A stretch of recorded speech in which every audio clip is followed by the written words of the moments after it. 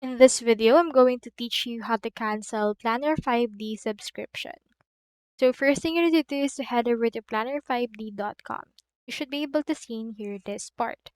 So for this case, just click on this get started right here or sign up right here in order to actually sign up for Planner 5D account.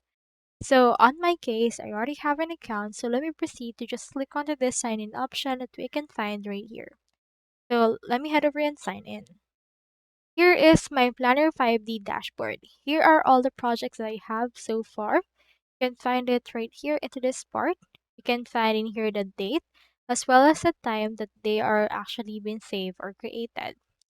So if you want to cancel your subscription, what you can do is you can click onto your profile icon right here. Click on your settings. Then after that, it should be able to show you your profile or account settings.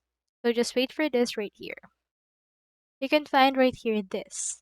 So what you can do is you can click onto this billing option. From in there, you should be able to find the current subscription that you're in.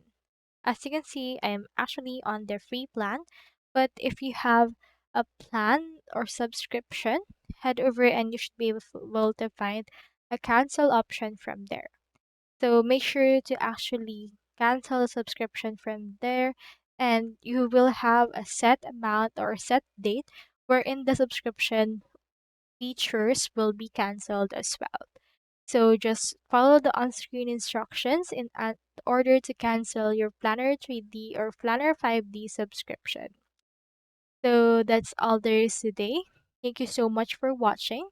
And if you have any questions, just proceed to comment them down below and we will try our best to answer them. Thank you so much for watching.